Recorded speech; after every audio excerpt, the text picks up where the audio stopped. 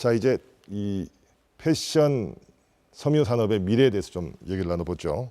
회장님, 최근에 이 패션그룹 형지 본사를요, 인천 송도로 이전했다 이런 이야기를 들었습니다. 네. 자, 이제 송도는 뭐 판교에 버금갈 정도로 요즘에 아주 그 첨단 기업들이 많이 입주해 있는데 송도로 이전하게 된 어떤 이유가 있습니까? 예, 큰 이유가 있습니다. 저는 좀 많이 부족한 사람인데요. 좀 마케팅에 좀 강하고 제가요. 네, 또 차별화랄까요, 역발상이랄까요, 그런 생각을 많이 가지곤 합니다. 그래서 과거에 강북에서 사업할 때 25년 전에 네. 강남에 꼭 와야 되겠다. 어쨌든 그래서 강남에 왔고요. 그 당시는 강남에 오기가 쉽지 않았습니다. 사업 규모나 여러 가지 회사 규모가요. 그런데 이제 역삼동에 있다가 네네. 송도 경제자유지역에 갔을 때 사람들이 굉장히 의아하게 생각했습니다. 네. 그러나 저는 목표 하나가 있습니다. 반드시 글로벌에 가야 되겠다. 그 의지입니다. 딴 것보다도요. 그 경제자유지역에 있으니까요. 네네. 또 인천 공항하고도 국제공항하고도 바로 인접해 있으니까. 네. 또 외국 바이어들도 저희 회사 오기도 쉽고요. 알겠습니다. 이제 지금 회장님 말씀 들어보니까요, 이 정부가 섬유 분야 6개 품목을 이 뿌리산업으로 지정한 것, 이거를 이제 계기로 우리 뭐 섬유업계도 그렇고 또 패션업계도 발빠르게 잘 준비를 하고 있구나 이런 생각이 듭니다. 네. 자, 이제 또 더 이상 이제 우리가 값싼 노동력에만 의존하던 시대도 지났고 뭔가 좀 첨단화시키려는 노력도 있어야 되겠고요. 자, 회장님은 여기서 더 나아가서 지금도 뭐 우리가 경쟁력에서는 뒤지지 않는다고 말씀을 하셨습니다만은 더욱더 발전하기 위해서 이 우리 국내 섬유 패션 산업이 앞으로 어떤 방향으로 나아가야 되고 또 우리 정부는 어떤 점들을 좀 더 지원해 줘야 된다 이렇게 생각하시는지요? 네. 제가 이번에 취임하고 나서 한중일 우리 섬유대회가 있습니다. 한중일 섬유대회. 예. 제가 2박 3일 그 칭다오 청도에서 이제 하고요. 네네. 그다음에 또 세계 생산자 대회라는 게 있습니다. 그 심천에서 했는데요. 거기도 다녀오고 또 얼마 전엔 동관에서 중국에서 주최하는 세계 브랜드 대회 하는데도 제가 이틀 동안 다녀왔습니다. 굉장히 극진히 대우해 줍니다. 한국 사람들 오면. 왜냐하면 그게 K 패션이죠. 충분히 저는 세계에 널리 알릴 수 있다 보고요. 우리나라 디자이너 중에서요, 유명한 디자이너 이상봉 선생뿐만 아니라 우영미 선생님, 또 젊은 디자이너들이 요즘 잘하고 있습니다. 매우 잘합니다. 그리고 동대문 시장 출신 디자이너들도요. 판매가 오프라인 아니고 여러 군데에서 팔 수 있지 않겠습니까? 온라인이고 이런 쪽에서요. 그래서 앞으로 이 섬유 산업이 정부에서만 조금 더 관심을 가져주고 계십니다. 제가 하고 나서요, 여러 해 호소를 하고 있습니다. 정말 미래 산업이다. 최첨단 산업이다. 이런 라이프와 같이 가는 산업이기 때문에요. 굉장히 정부에서도 좀 더 관심을 가져주시고 저희는 저희대로 최고로 잘하도록 하겠습니다. 자, 이 글로벌화 요게 이제 당면 과제다 이런 말씀을 해주셨습니다. 그렇습니다. 요즘에 이 회장님께서는 특히 이것도 하도 그 유행이랄까 트렌드를 따르다 보니까 어떤 분야, 어떤 쪽에 특히 좀 관심을 많이 갖고 있습니까? 글로벌화와 관련해서. 지금 우리 한국 사람들이 얼마나 영리합니까? 기업하는 사람들이 얼마나 참 지혜롭습니까? 또 최고 학벌의 CEO들도 많이 계시죠. 브랜드 말씀드리기만 합니다만 몇 가지 브랜드가 외국 브랜드를 사가지고 우리 국내에 국산화시키, 국내 브랜드 하시겠어. 그런 브랜드가 너무 많습니다. 디스커버리 등 또 필라도 마찬가지고요. 그런 것들은 외국에 있는 브랜드를 사가지고 와죠. 사가지고 와서 가스텔 바작이라든지 그게 전 세계 특히 중국 쪽에서 굉장한 호평을 받고 있죠.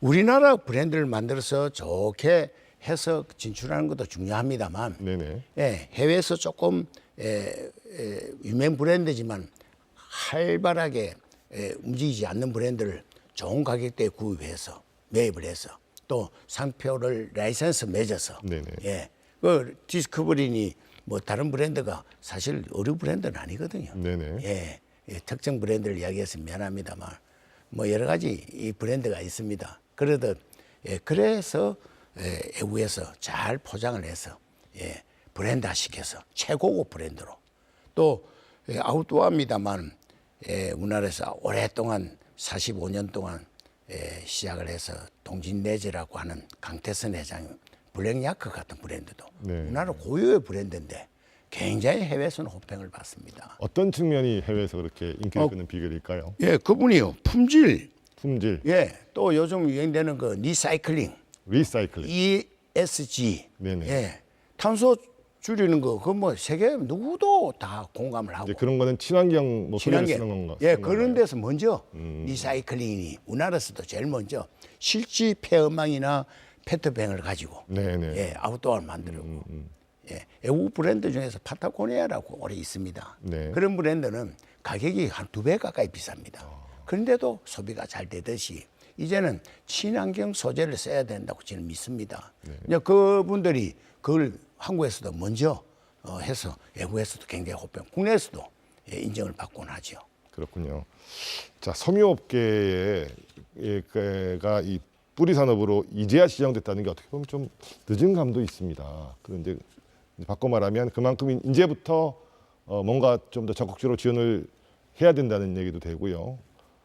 이사장님 보시기에는 이제 지원이 본격화됐으니까 뭐 많이 부족할 것 같습니다. 뭘 좀 더 정부에서 지원해 줘야 된다고 생각하시는지 좀 얘기해 주십시오. 사실 그래도 그동안 정부나 지자체에서 또 많이 도와주셔가지고 우리 또 섬유업계가 그 기술 섬유 강국이 이렇게 될 수 있는 계기도 또 일부 만들어 주신 것도 이제 또 사실입니다. 근데 앞으로도 정부나 지자체에서 조금 더 관심과 배려로 이렇게 지원을 해주시면 사실 어려운 시기에 여기까지 일궈놨던 이런 부분들이 이제 헛되지 않게끔 이제 저희도 이제 열심히 할 거고요. 요즘 아까 회장님 잠깐 말씀하셨는데 이제 K바람 이게 이제 한국을 이제 대표하는 이런 건데 K바람 중심에는 이제 뭐 K뷰티도 있고 그다음에 K문화 거기에 K패션이 또 중심에 있습니다. K패션. 네, K패션이 또 그 중심에 있습니다. 이러한 그 K패션이 진정한 세계 최고의 이 패션이 이제 되기 위해서는 정부에서 조금 더 관심과 그 집중적인 지원 사업을 좀 해 주셨으면 좋겠다는 이런 말씀을 드리고 싶습니다. 예를 들어서 그동안의 지원 사업에 정부나 지자체 지원 사업에 이제 큰 그 골조는 이런 겁니다. 좀 뭐 말씀드리기 그렇지만 하향 평등화입니다. 하향 네. 평등화. 예를 들어서 의사가 환자를 진료를 하는데 뭐 아픈 상태가 다 틀리고 환자의 상태가 다 틀린데 그러면 의사는 그 환자에 맞는 진료를 하고 거기에 맞는 처방을 해줘야 되는 것이 이제 당연하듯이 기업도 예를 들어서 어떤 지원 사업을 했을 때 그 수행 능력과 그 업체의 그 수준을 꼭 평가를 해야 됩니다. 근데 그동안은 그냥 일괄적인 지원 사업. 그러니까 뭐 어떤 기준을 네. 갖고 그러다 보니까 수준이 낮은 기업은 지원을 해줘도 참여를 못하는 이런 경우가 생기고 또 좀 나름대로 그 수준이 있는 기업은 그 지원 사업의 그 취지가 맞지를 않는 겁니다. 그래서 정부에서는 예를 들어서 지원 사업으로 많은 돈을 썼는데 성과는 미비하게 나오고 이제 이런 상황이다 보니까 이런 부분들을 좀 이제는 그 집중과 선택 개념으로 핀셋 지원을 좀 핀셋 지원. 해주셨으면 좋겠다. 예를 들어서 요즘 이제 각 공장이 섬유뿐만 아니라 모든 산업들이 뭐 스마트 산업 이거를 많이 이렇게 얘기를 하는데 요즘 기업들이 웬만한 그 프로그램이나 ERP는 본인들이 개발을 해서 다 사용을 하고 있습니다. 근데 예를 들어서 뭐 로봇이나 자동화 설비를 하려 그러면은 이런 시설을 스마트 공장을 하려 그러면 우선은 프로그램도 중요하지만 그 프로그램의 지시에 의해서 움직일 수 있는 설비가 일단 갖춰져야 됩니다. 근데 스마트 공장의 정부의 그 마인드는 스마트 공장 지원 사업의 90%가 프로그램에 집중되어 있습니다. 네. 근데 아무리 좋은 프로그램을 만들어도 그 프로그램에 따라서 생산을 할 수 있는 설비가 없으면 의미가 없거든요. 그러니까 지금의 지원 사업, 스마트 지원 사업의 70%는 프로그램에 집중이 돼 있고 이 장비나 설비 쪽엔 30%밖에 안 되니까 상황이 이렇게 이제 바뀌었다.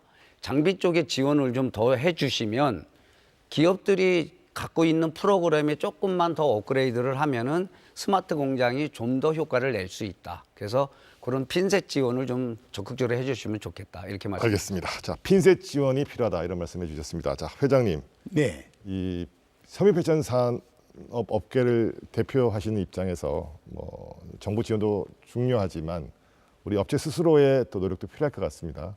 마지막으로 회원사 우리 업체들에게 한 말씀 해주시죠. 네. 힘이 들 때 조금만 참고 이럴수록 더 지혜를 내야 됩니다. 차별화하거나 고객들한테 호평을 받게 또 바이아들한테 또 원가 절감을 해서 이런 등등 기회를 엿봐야죠. 그래서 이럴 때수록 조금 더 노력해야 된다. 하는 생각을 해봤습니다. 그러나 우리 협회 차원에서도 최선을 다하겠습니다. 여러 가지 지금 뿌리 산업 외에 여러 가지 업종에서도 그런 좋은 혜택이 돌아갈 수 있도록 대관 업무나 또 그 위에 저희들이 협회에서 할 수 있는 일을 최선을 다해서 잘하도록 하겠습니다. 알겠습니다. 오늘은 우리나라 섬유 패션 산업계에서 수십 년간 몸 담으면서 대한민국 산업 발전에 기여하고 있는 두 분 모시고 좋은 말씀 들었습니다. 한때 수출 주력 산업으로 화랑을 누렸지만 산업 구조 변화로 인해서 점차 세력이 약해진 측면도 있지만 과거의 영광을 되찾기 위해서 힘찬 기지개를 켜고 있는 한국의 섬유 패션 산업이 새로운 혁신을 통해서 다시 한번 세계 시장에서 두각을 나타낼 수 있기를 기대해 보겠습니다. 오늘 인사이드 강의는 여기서 마치겠습니다. 시청해 주셔서 고맙습니다.